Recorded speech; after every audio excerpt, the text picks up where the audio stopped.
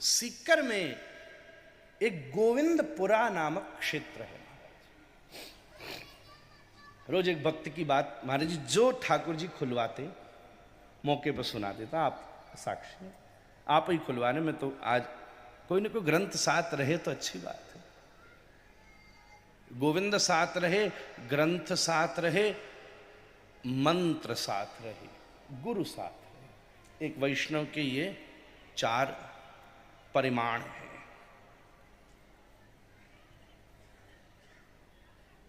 आप रहते कैसी अनन्य आपकी निष्ठा, अनन्य निष्ठा।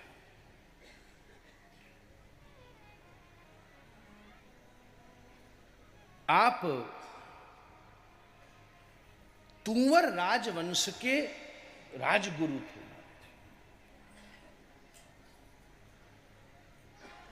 पर बचपन से ही भक्ति का विशुद्ध संस्कार, भक्ति का विशुद्ध संस्कार। क्या करें? तो एक कथा में गए थे और कथा में किसी महात्मा से आपने सुन लिया कि जो आपकी सबसे प्रिय कोई वस्तु है, कम से कम उसे तो तुम्हें भगवान के लिए ही करना चाहिए। सुन ली कोई बात, आपके मन में बड़ी गंभीरता आ गई। आपने विचार किया मुझे सबसे प्रिय कौन सी है, जब मैं बिल्कुल जिसके साथ में मैं रहूं या जो करूं तो मुझे परम शांति का अनुभव होता है। तो वो पता चला वंशी वादन है। अब जब अवसर मिलता ठाकुर जी को सामने विराजते और श्री गोविंद दास जी अधरों पर बंसी धरते, अकेले बजाते रहते। कोई संत आ जाए तो बंसी, और ठाकुर जी सबके सामने नहीं, ठाकुर जी सामने खूब बंसी। एक बार राजा का युद्ध छिड़ गया। राजा उस समय वैसे ही टेंशन में था, बड़ी पीड़ा। तो किसी ने कह दिया कि ये गोविंद दास जी इस समय हर समय बैठे बैठे बंसी बजाते, कोई राज का कार्य नहीं कर रहे। अब पद ऐसा था, ज्यादा तो कुछ कह नहीं सकता था। तो राजा ने भी कहा कोई बात नहीं, मैं आपका कोई विरोध नहीं कर सकता, पर इस समय युद्ध में सभी सैनिक अत्यंत परिश्रांत हैं। कम से कम संध्या के समय आप थोड़ी देर बंसी ही बजा दो, हम लोगों का मन शांत हो जाएगा। इतनी सहयोगी कर दो राष्ट्र का। सैनिकों का महाराज जी संगीत बैंड होता है, रात्रि के समय थोड़ा गा लेते हैं, नृत्य कर लेते हैं, उससे और मन संबल हो जाता है। कोई राष्ट्रगीत गाता है, परेड करता है, अलग अलग विधान है उस क्रमों में। आपने कहा ना ना ना, बिल्कुल निर्भीकता पूर्वक उत्तर दे दिया। बंसी बाजे हरि देहुरो को संतन दरबार, इह बंसी बाजे नहीं, इह बाजे तरबार। या तो ये बंसी बजेगी ठाकुर जी के सामने और या संतन के सामने, तेरे दरबार में ना बज रही है बंसी, कछु कर ले तू। निर्भीक उत्तर दे दिया। अब राजा को कोई भी निर्भीक उत्तर देवे ये विधान ही नहीं है। ए बेटा, ये पाम ऐसो ना किए जाए व्यासपीठ के सामने, छोरो है तू अभी है, कुछ डोकरो ने वो जो पाम पसार के बैठो सामने मारे हैं। थोड़ी मर्यादा रखनी चाहिए महाराज, बुरा लगे महाराज ऐसो टिक के बैठे। बताओ हमारे बड़े बूढ़े सब संत सीधे बैठे, माथु ही खराब है वो मेरा, हमारे बंसी गई कहीं सब जी दिखो सामने महाराज। क्या महाराज बुरी आदत है हमारी, हमने थोड़ा सिस्टम तब सुनाने, अनुशासन के बिना कैसे मारे।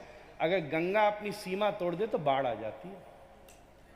जय जय, जब गंगा सीमा में रहती है तो लोग जय जयकार करते हैं, और सीमा तोड़ती है तो हाहाकार करते हैं। एक सीमा ही तो है बस, जयकार और हाकार में मारे।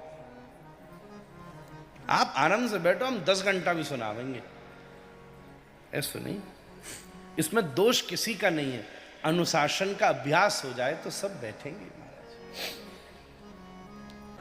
अब महाराज राजा ने रुष्ट होकर कहा, पद ऐसा था ज्यादा तो दंड दे नहीं सकता था, एकदम दृढ़ता से बोला, अगर ऐसी बात है या तो बंसी बजाओ और नहीं तो मेरे साथ युद्ध में चलो, युद्ध लड़ो। महाराज अब जीवन में कभी युद्ध लड़ी नहीं, राजगुरु के पद पर बैठे, धर्म शिक्षा देते, भक्ति उत्पन्न हो गई, युद्ध लड़ो फिर मेरे साथ।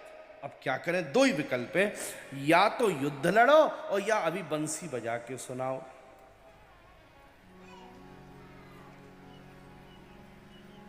मन ही मन विचार किया, गोविंदा, बड़ी सुंदर बात देखिए महाराज, गोविंदा गाढ़ी बनी हुक्म कियो पसता। मन ही मन विचार किया, क्या करूं, एक ही तो बात संत से मैंने जीवन में ली है कि तुझे जो सबसे प्रिय वस्तु हो वो ठाकुर जी के अलावा किसी को मत दिया, और एक ही तो निर्णय किया और तो कछु ना किया, ये राजाओं की चाटुकारिता करी कि आप बंसी केवल बंसी वारे के ताई बजाएंगे, और आज याने यही मांग लिया, क्या करूं। मन में दृढ़ता से भरोसा किया, न रथ चलानो आवे महाराज जी, न तलवार चलानी आवे, न धनुष चलावो आवे, कहां आवे, भक्ति करते और बैठ करके। पद ऐसा था, हम ये नहीं करें कि नहीं आनी चाहिए, पद ऐसा था कि आवश्यकता ही नहीं थी इसकी, धर्मशास्त्र का निर्णय लेकर विस्तार से व्याख्या करते, पर मन में विचार हुआ, कोई बात नहीं, ऐसी बात है तो ये बंसी तो केवल बंसी वारे के लिए ही है, तू कहेगो तो कल हम युद्ध लड़ेंगे महाराज, लड़ेंगे। चाटुकार ने कान में कह दी, वो हंसवे लग गए, वाह। राजा ने भी सोची, ऐसे दंड ना दे सको, युद्ध लड़ना तो आवे ना है ना, और राजा की आज्ञा न मानने से जो भी ये कल युद्ध में मारे जाएंगे तो अपने आप दंड मिल जाए। ऐसा विचार करके अगले दिन शाह के साथ भीषण युद्ध चल रहा था, आप युद्ध के मैदान पर उतरे। महाराज जी भक्त माली जी वर्णन करते हैं, कछु आतो नहीं, हृदय में बैठे, बोले ठाकुर मु तलवार चलानी ना आवे, मु धनुष चलानो ना आवे, मु रथ चलानो ना आवे। महाराज जी रथ के ऊपर बंसी लेके बैठे, मो तो यहां केवल बंसी बजाने आवे। ये मैं कोई आपको पौराणिक कथा नहीं सुना रहा, काल्पनिक कथा नहीं सुना रहा, गाम के साथ वर्णन किया, ये ऐतिहासिक पुरुष हैं, सीख करके इतिहास में राजवंशों में नाम मिल जाएगा, इतिहास में पढ़ लियो, रथ के ऊपर बैठकर बंसी बजावे और सब लोग देखें। भीषण युद्ध हुआ, पूरी सा की सेना खदेड़ डाली महाराज। सब सोचे आज हमारे राजगुरु जैसा योद्धा हमने आज तक नहीं देखा, आज तक नहीं देखा। संध्या तक युद्ध विश्राम हो गया, महाराज शत्रु सेना पराजित हो गई, सब जय जयकार करते आए। आश्चर्य की बात ये, जनता बोले श्री गोविंद राज की जय हो, और स्वयं गोविंद राज बोले श्री गोविंद लाल की जय हो।